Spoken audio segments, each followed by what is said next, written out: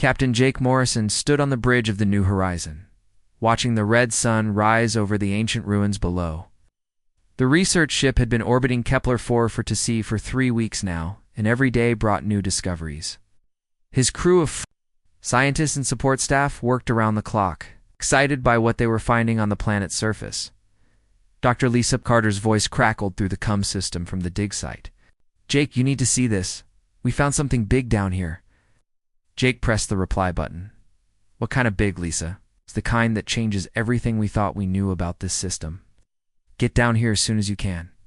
Jake looked at his second-in-command, Lieutenant Danny Brooks, who was monitoring the ship's systems. "Danny, you have the bridge. I'm going down to see what Lisa found." The shuttle ride to the surface took 15 minutes. As Jake descended through the thin atmosphere, he could see the massive stone structures that covered nearly half the continent. The ruins were old, maybe 1,000,000 years or more, but they were clearly built by intelligent beings. The buildings stretched for miles in perfect geometric patterns, too organized to be natural. Lisa met him at the landing pad, her face flushed with excitement. She was covered in dust from the dig, but her eyes were bright. "Jake, we've been wrong about this place. This wasn't just some ancient city. This was the capital of an entire civilization." She led him through the ruins to a large building that her team had been excavating. Inside, they had uncovered what looked like a control room. Strange symbols covered the walls, and in the center sat a device that still glowed with a faint blue light. "It's some kind of data storage system," Lisa explained, "and it's still working after all this time. My team spent 2 days figuring out how to access it, but we finally got it open." She activated a small device that projected images into the air above them. Jake watched in amazement as the hologram showed the planet as it once was. Green forests covered the land, blue oceans sparkled under the sun, and cities full of tall, graceful beings went about their daily lives. They called themselves the Vallani, Lisa said. "From what we can tell, they were peaceful. They never developed weapons beyond simple tools. They spent their time creating art, studying science, and exploring their world."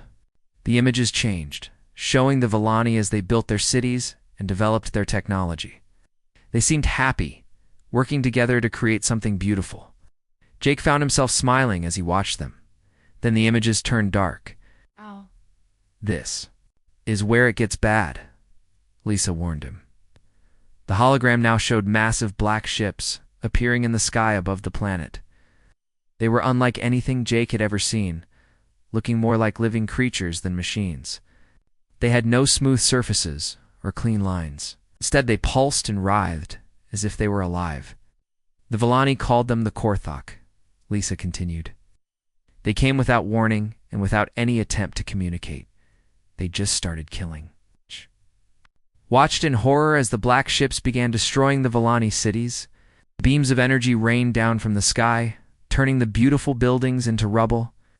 The peaceful Vallani tried to run, but there was nowhere to hide. "It wasn't just destruction," Lisa said, her voice quiet. "Korthok were harvesting them. They took the Vallani alive, loaded them onto their ships, and then moved on to the next city." The hologram showed the final days of the Vallani civilization. In just 3 months, a species that had lived on this planet for thousands of years was completely wiped out. The green forests turned brown, the oceans became empty, and the cities fell silent. "The last entry in their records says the Korthok took everything," Lisa explained. "Not just the people, but all the animals, all the plants, even the minerals from the ground. They stripped the planet bare and left it to die." Jake felt sick to his stomach. How long ago did this happen? About 50,000 years. But Jake, that's not the worst part. Lisa's hands shook as she operated the device. The Vallani weren't the first. The records show that the Korthok had done this before, to dozens of other worlds. And the last entry suggests they might come back. Before Jake could respond, Danny's voice came through his comm unit. "Captain, we have a problem up here. Long range. Sensors are picking up something big approaching the system." Jake and Lisa looked at each other. "How big?" Jake asked. "Very big, sir. Multiple contacts, moving fast." They'll be here in about 6 hours. Jake felt his blood turn cold. We're coming? Up. Keep monitoring those contacts and try to get a better reading on what they are. The shuttle ride back to the New Horizon felt like it took forever. Jake's mind raced as he thought about what they had discovered. The Korthok had destroyed an entire civilization 50,000 years ago. What if they were coming back? On the bridge, Danny showed Jake the sensor readings. There are over 200 large ships, sir, and thousands of smaller ones. They're moving in formation, like a military fleet. Jake studied the data. Ships were huge, some of them the size of cities, and they were heading straight for Kepler 44 to see. Sir, Danny said, his voice tight with worry. I'm picking up transmissions from the fleet. I can't understand the language, but the computer is trying to translate. A few minutes later, the translation came through. Jake's worst fears were confirmed when he heard the alien voices talking. About harvesting the system and collecting new specimens. The Korthok had returned, Captain Lisa said from behind him. If these are the same creatures that destroyed the Volani, we don't stand a chance. The New Horizon is a research ship, not a warship. They have no weapons, no armor, no way to fight. Jake knew she was right. The New Horizon carried 47 people, all of them scientists, engineers, and support staff.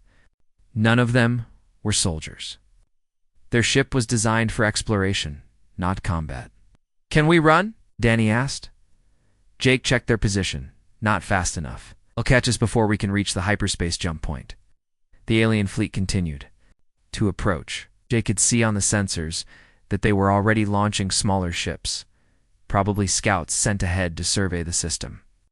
It wouldn't be long before they detected the New Horizon. Sir, Danny said, what are your orders?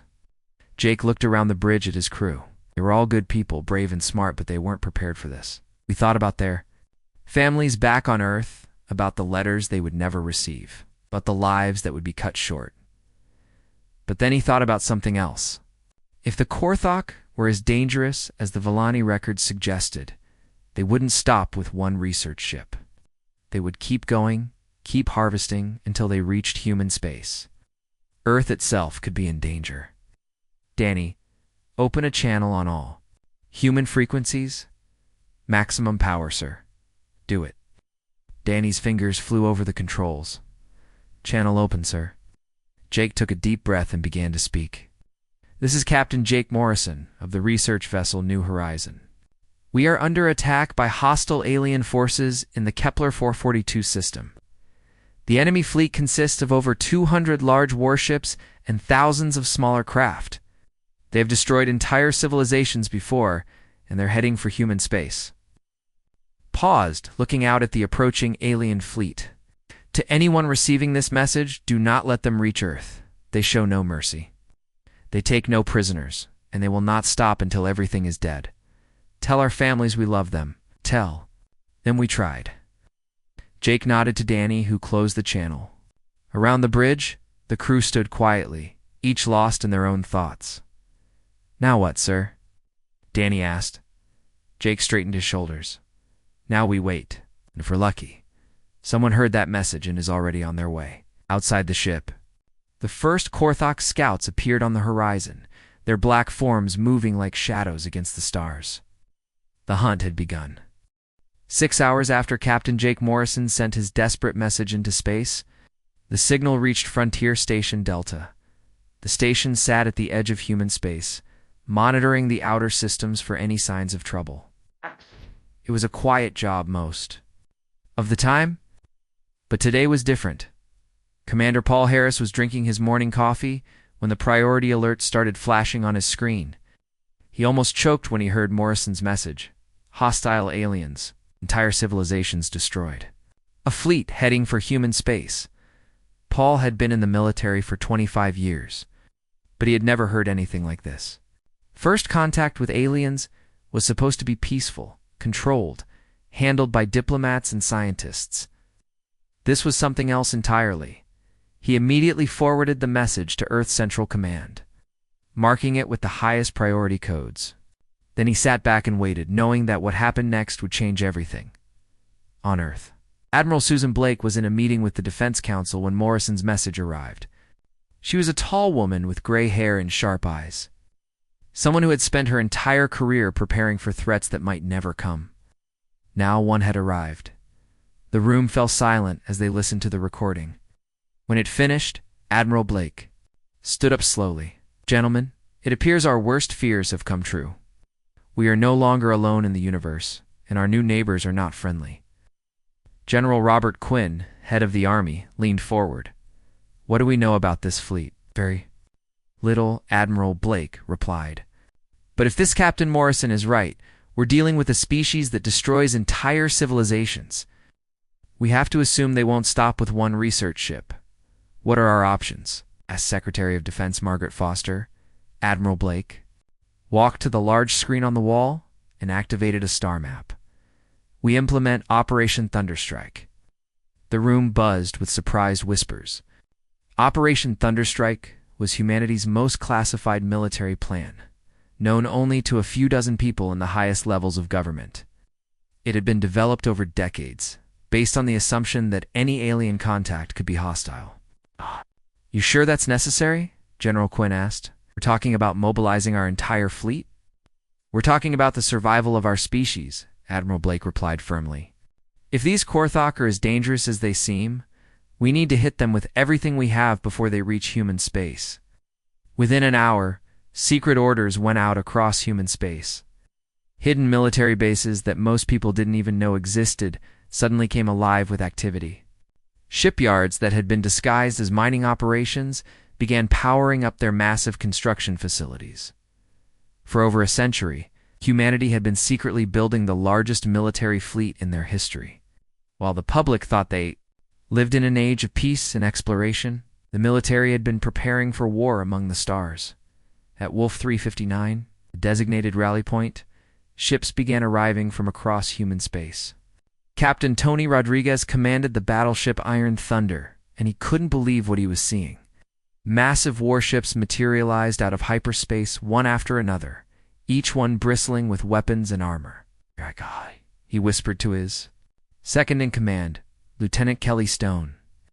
"I never imagined we had so many ships." Kelly nodded, equally amazed. "The fleet represents 60 years of secret construction.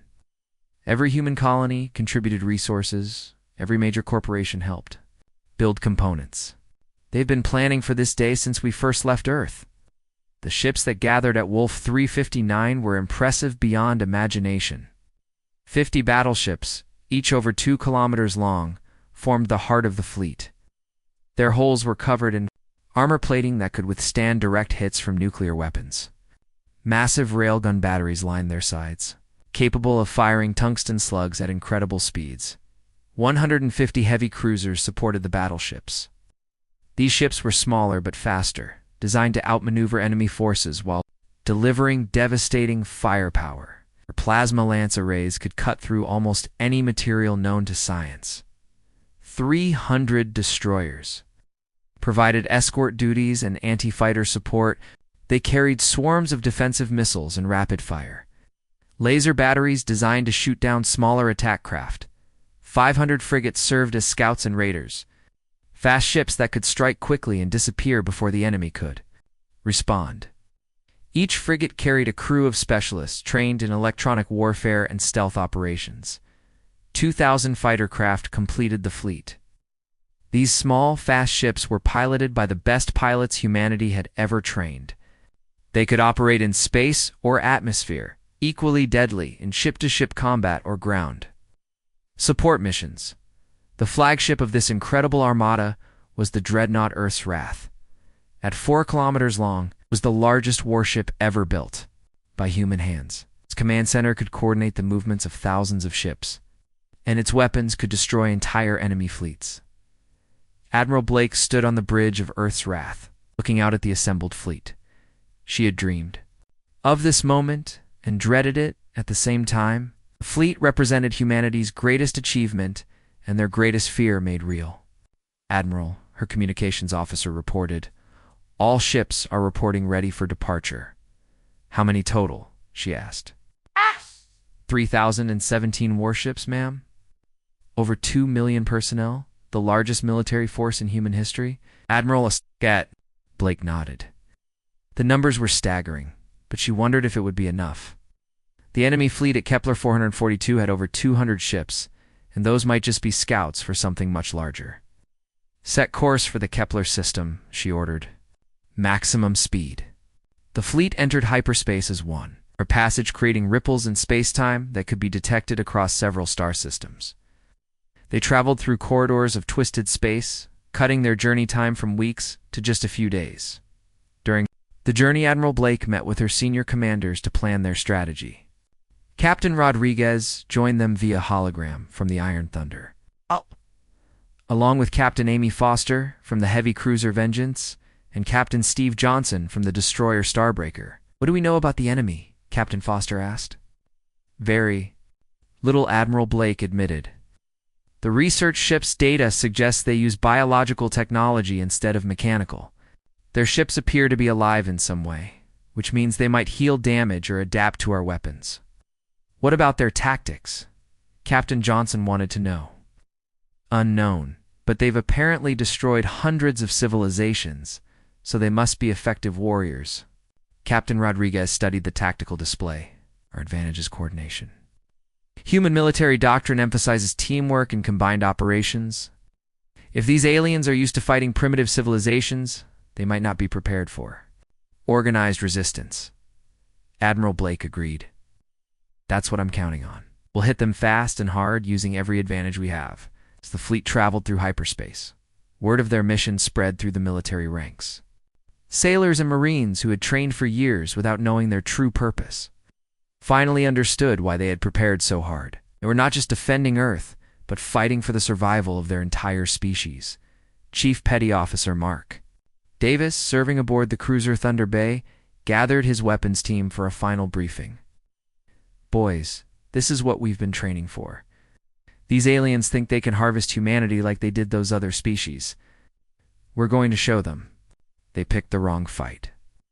Similar scenes played out across the fleet as 3,000 ships raced toward their destination. Pilots checked their fighters, Marines cleaned their weapons, engineers made final adjustments to defensive systems. On the third day of their journey, the fleet dropped out of hyperspace at the edge of the Kepler system. Long-range sensors immediately began scanning for the enemy. What they found made everyone's blood run cold.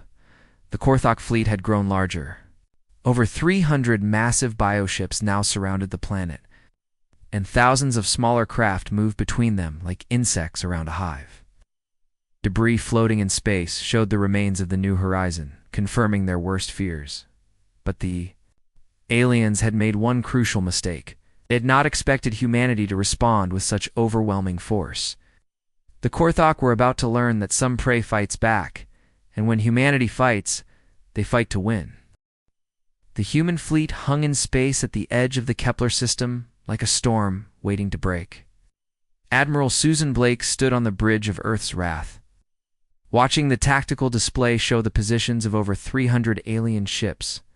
The Korthok fleet looked massive and threatening, their bioships pulsing with dark energy.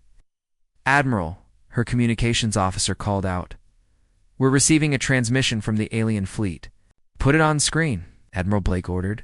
The main display flickered and then showed something that made several crew members step backward. The creature that appeared was like nothing they had ever seen.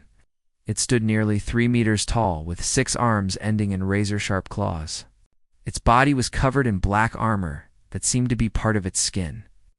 Multiple red eyes glowed on its insect-like head, and when it spoke, rows of needle-sharp teeth were visible. "I am War Prime Vexel of the Korthok Dominion," the creature said through the translation system. "You have entered a harvesting zone. Surrender your ships immediately and prepare your crew for collection. Resistance will only make your suffering longer." Admiral Blake stepped forward, her face calm but her eyes hard as steel. "This is Admiral Susan Blake of the Terran Defense Fleet. You destroyed our research vessel and murdered our people. You threaten our space with your presence. We're here to teach you why that was a mistake." The alien's multiple eyes focused on her with what might have been amusement. "Humans? We have heard whispers of your species from the Outer Rim, we creatures, who build toys they call warships. Your small fleet will provide adequate biomass for our breeding pools." "Small fleet?" Admiral Blake smiled coldly. "You're looking at over 3,000 warships? Alien? The largest military force in human history? Still think we're weak? 4. The first time, the war prime seemed uncertain. His head turned as his ships reported the true size of the human fleet. The Korthok had been expecting maybe a dozen ships, not an armada that outnumbered them 10-1. Impossible, Vextel hissed. No single species maintains such numbers. You lie to create fear? Let me show you how wrong you are, Admiral, Blake replied. She turned to her tactical officer, Commander Alex Turner. All ships are 2-power weapons and prepare for combat. Across the human fleet, over 3,000 warships came alive with deadly energy. Railgun batteries charged with crackling electricity, plasma lances glowed white-hot. Missile tubes loaded their deadly cargo. The space around the human fleet began to glow as thousands of weapons. Systems powered up the Korthak warprime's confidence. Cracked as his sensors reported the massive energy signatures coming from the human ships. You cannot be serious about fighting the Dominion. We have conquered 1,000 worlds. We have harvested 1,000,000 species. Your people will be nothing more than food for our warriors. Admiral Blake's expression never changed. Then you should have stayed away from our people. She cut the transmission and turned to her crew. All ships, this is Admiral Blake. Today we face an enemy that has destroyed entire civilizations. They believe we are weak, believe we are prey. They are about to learn the difference between humans and every other species they have faced. Show them what happens when you threaten Earth. The Korthok fleet reacted first, launching clouds of smaller attack craft toward the human formation. These biofighters moved like living creatures, twisting and turning through space in patterns that seemed random but were actually quite coordinated. Commander. Turner watched them approach on his tactical display. Admiral, enemy fighters incoming. Estimate 12,000 small craft, supported by 50 medium bioships. Launch our fighters, Admiral Blake ordered. All escorts prepare for anti-fighter operations. Launch 2,000 human fighters launched. From their carrier ships, racing out to meet the alien attack, the pilots had trained for years for this moment. Their excitement was clear over the radio channels. Lieutenant Chris Evans led the first fighter squadron into battle. Okay, people, this is what we've been waiting for. These bugs think they can take on the human race. Let's show them how wrong they are. The two fighter forces met in the space between the main fleets, and the difference was immediately obvious. The Korthok biofighters were fast and deadly, but they fought as individuals. Each alien pilot tried to be a hero, diving toward human ships without coordination or support. The human pilots fought as teams. When one fighter was attacked, his wingman was there to help. When a squadron was outnumbered, other squadrons moved to support them. They had practiced these tactics thousands of times, and now their training paid off. This is Evans, the squadron leader reported. Enemy fighters are breaking formation. They don't know how to handle coordinated attacks. We're cutting through them like paper. Within minutes, hundreds of Korthok biofighters were destroyed or fleeing back to their mother ships. The human fighters had lost only a handful of craft, and those pilots were already being rescued by search teams. Seeing his fighters defeated so easily, Warprime Vexel ordered his main fleet to attack. Over 300 massive bioships began moving toward the human formation, their weapons charging with dark energy. Admiral Blake watched them approach and felt a moment of doubt.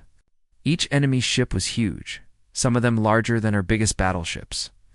But then she remembered the ruins on Kepler-4 and the peaceful civilization that had been destroyed there. All ships, prepare for main battery fire, she ordered. Target the largest enemy vessels. Show them what human engineering can do. The first salvo from the human fleet lit up space like a newborn star. Thousands of railgun rounds flew across the void at incredible speed, each tungsten slug carrying the kinetic energy of a nuclear weapon. Plasma lances reached out like fingers of the sun itself, superheating anything they touched. The effect on the Korthok fleet was devastating. The aliens had never faced weapons like these. Their bioarmor, which had protected them against primitive species for millennia, was shredded by the railgun fire. Ships that had seemed unstoppable moments before were torn apart by the human assault captain. Tony Rodriguez watched from the bridge of Iron Thunder as his ship's main guns fired again and again. Chief Engineer Kelly Stone, how are our weapons? Holding up. All systems green, Captain Kelly replied with a grin. These guns were built to fire continuously for hours. We can keep this up all day. The Korthok tried to return fire, but their weapons were designed for different kinds of warfare. Bioacid sprayers that could melt through primitive metal armor were useless against human defensive shields. Psychic attack beams that could drive simple minds insane had no effect on human crews. Protected by mental conditioning and electronic jammers, Warprime Vextel watched his fleet being destroyed and felt something he had not experienced in centuries: fear. All ships retreat to secondary formation. Call for reinforcements from the nearest hive clusters. But the human fleet was not finished. Admiral Blake had studied every piece of information about the Korthok that the research team had discovered, and she knew that letting them escape would be a mistake. All ships, pursue and destroy. Do not let them regroup. The human fleet spread out into hunting formations, each battle group assigned to track down and eliminate fleeing Korthok vessels. What followed was not so much a battle as an execution. The alien bioships that had seemed so threatening were systematically hunted down and destroyed. Fighter pilot Lieutenant Mark Wilson chased a damaged Korthok cruiser through an asteroid field. This is Wilson to all fighters. His target is trying to hide behind the large asteroid, moving to intercept. The alien ship was leaking biofluids into space and moving slowly. When Wilson's missiles struck its hull, the explosion lit up the entire asteroid field. Within 47 minutes of the first shot being fired, the battle was over. The space around Kepler-4 to C was filled with the debris of the Korthok fleet. Hundreds of bioships had been reduced to floating wreckage. Only a handful of enemy vessels had managed to escape into hyperspace. Admiral Blake stood on her bridge, looking out at the destruction. Not a single human ship had been lost, though several had taken damage from the aliens' exotic weapons. Admiral Commander Turner reported final casualty count is in. We lost 17 fighters and took minor damage to 6 destroyers. Enemy losses appeared to be total. Admiral Blake nodded, but she felt no satisfaction in the victory. The battle had been too easy, which meant the Korthok were either not as dangerous as they seemed, or this fleet was just a small part of something much larger. Begin recovery operations, she ordered, and send a message to Earth Command. Tell them the immediate threat has been eliminated, but this is just the beginning. Admiral Susan Blake stood in the war room aboard Earth's Wrath, studying the holographic display that showed the destruction of the Korthok fleet. Victory had been complete, but something bothered her about how easy it had been. Species that conquered entire civilizations should not fall so quickly to a single battle. Commander Turner, she said to her tactical officer, what did we learn from the alien ships we captured? Alex Turner pulled up data from the boarding teams. The bio are more advanced than we thought, Admiral. They can heal damage, adapt to new threats, and even reproduce, if given enough resources. But they seem designed for fighting primitive civilizations, not coordinated military forces. Intelligence Officer Rachel Green stepped forward with a worried expression. Admiral, we decoded some of the alien communications during the battle. The Korthok were calling for help from something they called hive clusters. This fleet wasn't their main force. It was just a scouting group. Admiral Blake felt her stomach drop. If this had been just scouts, how large was the real Korthok? Military? Show me what else you found, she ordered. Rachel activated another display. We tracked the escape routes of the surviving alien ships. They all headed toward a system about 3 jumps from here. Our long-range sensors detected massive energy signatures in that direction. How massive? Admiral, if our readings are correct, there could be thousands of Korthok ships in that system, maybe tens of thousands. Admiral Blake stood quietly for a moment, thinking. The human fleet had just proven they could defeat the Korthok in battle, but they were still vastly outnumbered. If they returned to Earth, the aliens would have time to gather their forces and come after human space. If they pressed forward, they might be walking into a trap. What's our status? She asked.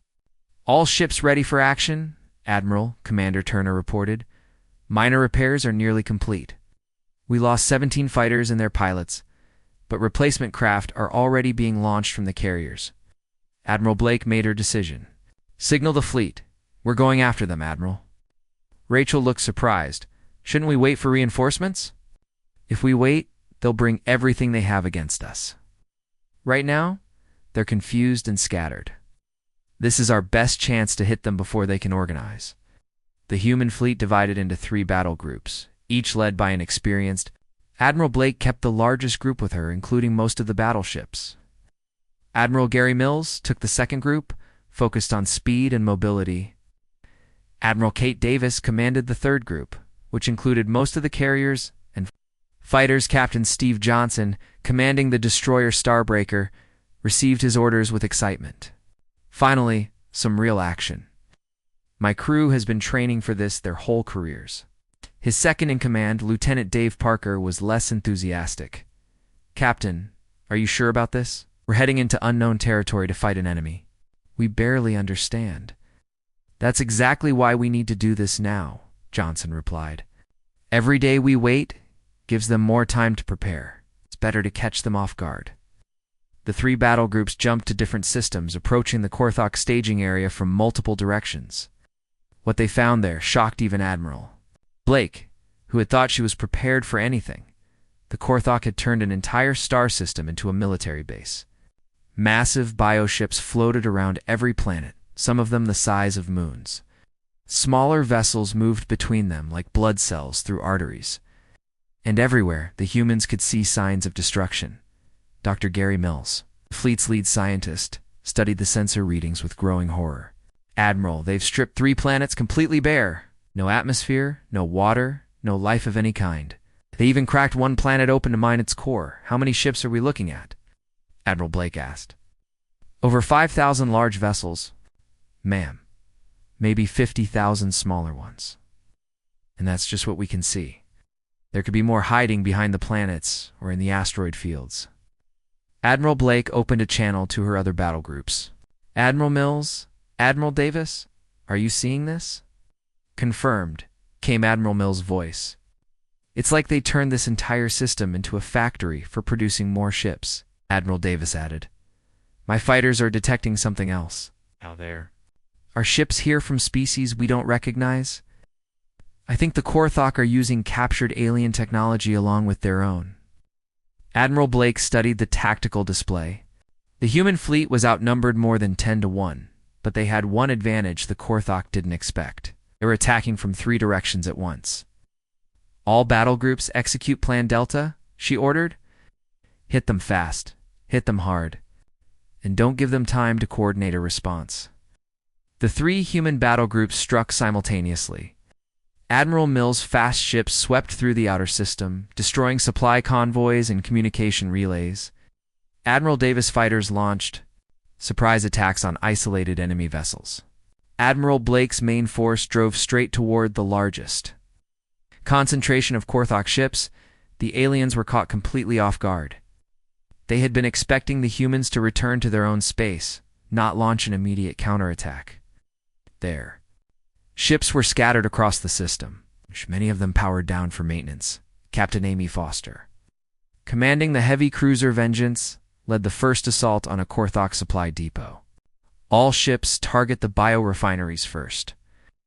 If we can stop them from processing raw materials, we can slow down their ship production. The human weapons proved just as effective as they had in the first battle. Railgun fire tore through alien hulls like they were made of paper. Plasma lances cut bioships in half with surgical precision. Missile salvos overwhelmed the aliens' defensive systems.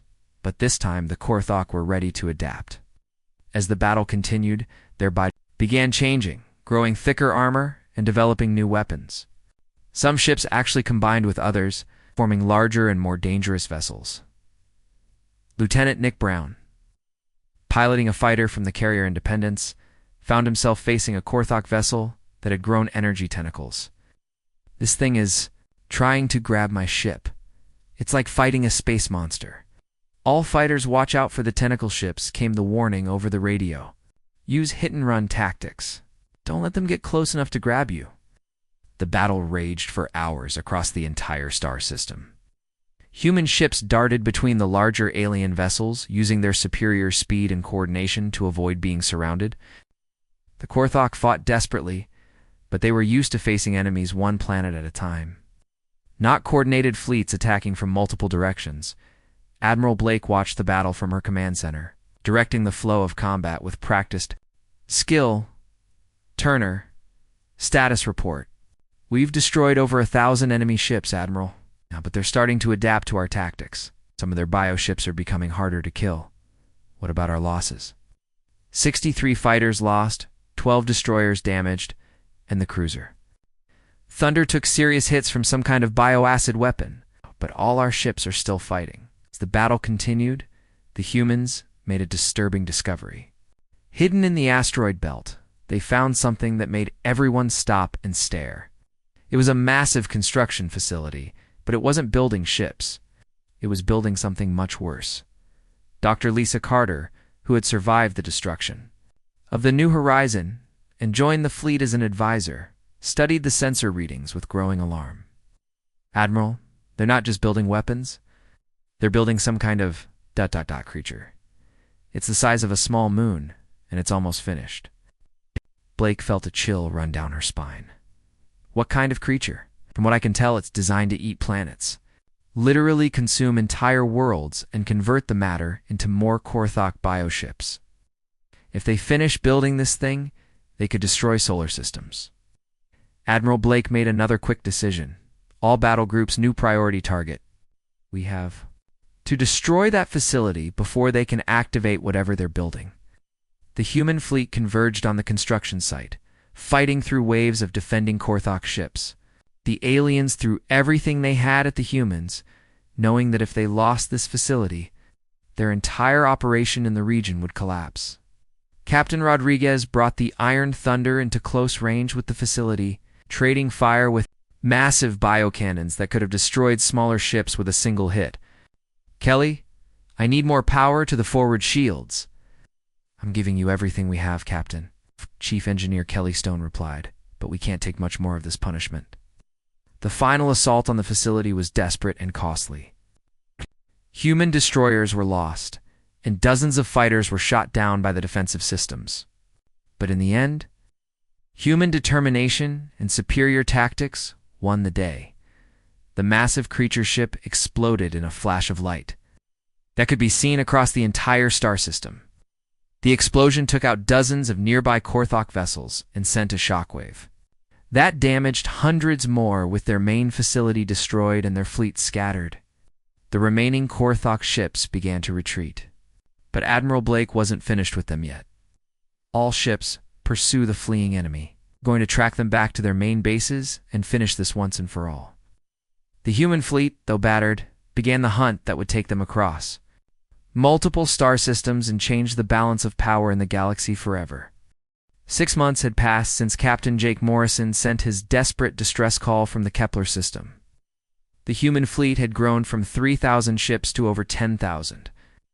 As reinforcements arrived from every corner of human space, Admiral Susan Blake now commanded the largest military force in galactic history. The war against the Korthok had spread across dozens of star systems. Everywhere the humans went, they found the same thing: dead worlds stripped of all life, ancient civilizations reduced to dust, went to scattered remains of species that had fought and lost against the alien menace. But they also found something else in the ruins of destroyed worlds, hiding in asteroid belts and abandoned space stations, were survivors. Alien refugees who had been fighting a losing war against the Korthok for centuries. Captain Nick Brown, now commanding a reconnaissance group, made the first contact with these survivors in a dead system near the galactic rim. His ships detected faint energy signatures coming from what looked like empty space. "This is Captain Brown of the human fleet." He broadcast on multiple frequencies. "If anyone can hear this, we are here to help." The response came in a dozen different languages, all speaking at once. The translation computers worked frantically to make sense of the overlapping messages. But the meaning was clear. The survivors couldn't believe that someone had finally come to help them. The first face to appear on Brown's screen belonged to a tall, thin creature with blue skin and large eyes. She spoke in a musical voice that the translator rendered as, "I am Thyrony." "Captain Zara, are you truly here to fight the Devourers?" "The Devourers?" Brown asked. "That is what we call the creatures you know as Korthok. They have hunted us across the stars for 500 years.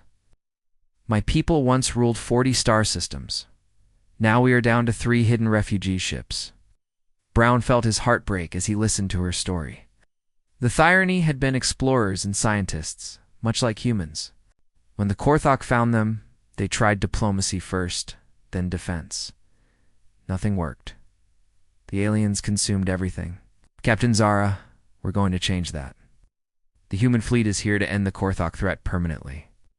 More alien voices joined the conversation. The Zephyrites, a race of energy beings who lived in crystalline ships. The Koroth Resistance, survivors of a warrior species that had fought the Korthok for over 1,000 years. Dozens of other races. All that remained of civilizations that had once flourished across the galaxy. Admiral Blake received Captain Brown's report with mixed emotions. She was horrified by what the Korthok had done, but excited by the intelligence these survivors could provide. "Bring them to the fleet," she ordered. "We need to know everything they can tell us about Korthok." Operations. The meeting between Admiral Blake and the alien coalition leaders took place aboard Earth's Wrath. Commander Helen Davis served as the diplomatic representative. Though this was unlike any diplomacy humans had ever attempted, the alien representatives were impressive and heartbreaking at the same time. Each one represented a species that had once been great, now reduced to a handful of survivors. But their knowledge of the Korthok was extensive. "The Dominion spans 40,000 star systems," explained Koreth General Vex, a scarred warrior whose people had been fighting the Korthok longer than anyone. "They have consumed over 200 species completely. Billions of ships, trillions of warriors. What you have faced so far is nothing." Admiral Blake listened carefully as the aliens described Korthok tactics, technology, and weaknesses. But what impressed the alien leaders was humanity's response. "Your species fights as one," Captain Zara observed. "Every ship knows its place. Every warrior follows the plan. We have never seen such coordination." "That's how humans survive," Admiral Blake replied. "We work together, or we die separately." The intelligence provided by the alien coalition allowed the human fleet to locate major Korthok strongholds throughout the region. But as they prepared for larger battles, the Korthok were preparing as well. The aliens had finally recognized that humanity represented a threat unlike anything they had faced before. Warprime Vextal, who had escaped from the first battle, was gathering the largest Korthok fleet in regional history. Captain Tony Rodriguez, now commanding a battle group of 50 ships, intercepted alien communications that made everyone nervous. "Admiral, they're pulling ships from across 3 spiral arms. The fleet they're assembling has over 50,000 vessels." Admiral Blake studied the intelligence reports. The Korthok were abandoning their conquests in other regions, bringing everything they had to crush the human threat before it could spread. "They're scared," she realized. For the first time in their history, the Korthok are facing someone who can fight back effectively. They want to destroy us before other species learn that the Dominion can be beaten. The final confrontation came in a system the aliens called the Boneyard, where the Korthok had built their largest military facility. It was here that they bred new warrior castes, constructed their most powerful bioships, and planned their conquests. The human fleet that approached the Boneyard was unlike anything the galaxy had ever seen. 10,000 human warships supported by refugee vessels from a dozen alien species. It's converged on the system from multiple directions. Admiral Blake stood on the bridge of Earth's Wrath, looking at a tactical display that showed over 50,000 enemy contacts. "This is it," she announced to the fleet.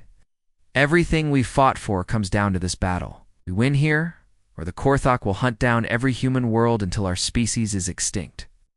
The battle began with the largest space combat engagement In galactic history, 50,000 Korthok bioships faced 10,000 human vessels in a fight that would determine the fate of countless civilizations.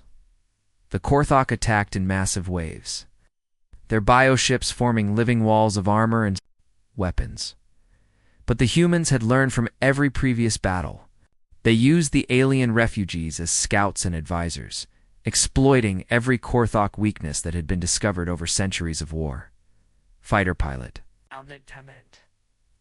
Lieutenant Chris Evans led his squadron against a formation of Korthok biofighters 3 times. Their size? Remember your training, people. They're big and scary, but they don't work together like we do.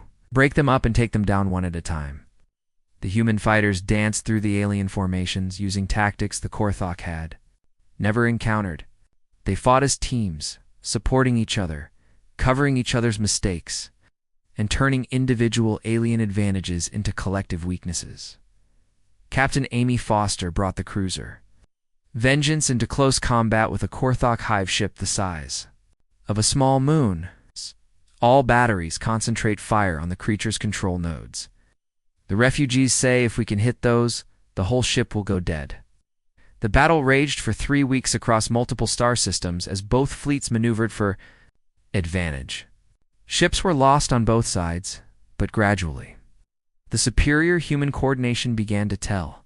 The turning point came when Admiral Blake led a direct assault on the Korthok command facility in the heart of the system. Earth's Wrath, supported by the strongest human battleships, fought through waves of defenders to reach the massive biostructure where Warprime Vexel commanded the alien fleet. "This is for every species you destroyed," Admiral Blake said, as her ship's main guns targeted the command center. The destruction of the Korthok command structure sent shockwaves through the alien fleet. Without central coordination, their bioships began fighting as individuals rather than as a unified force. The disciplined human fleet cut through them systematically, turning the battle into a rout. When the fighting finally ended, Korthok power in an entire spiral arm of the galaxy had been broken. Thousands of alien worlds that had been enslaved for centuries were suddenly free. Species that had been hiding in exile for generations could finally return home. Admiral Blake stood in her ready room, composing a message to Earth. The words came slowly, each one carefully chosen. "Mission Command, this is Fleet Admiral Blake.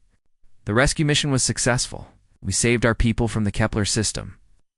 But we discovered something more important than we ever imagined. We are not alone in the universe, and we are not the prey." She paused, looking out at the fleet of human ships that now patrolled liberated star systems. The galaxy was ruled by fear for too long. Species lived in terror, hiding from predators who saw them as nothing more than food. That ends now. We are the apex predators, and it's time the galaxy knew it. The message transmission ended, but the work was just beginning. Human fleets were already departing for distant star systems, carrying the war to Korthok strongholds. Across the galaxy, what had started as a simple rescue mission had become humanity's announcement that they had arrived on the galactic stage. They would not be conquered. They would not be enslaved. They would not be consumed. They were human. And they had come to set the galaxy free.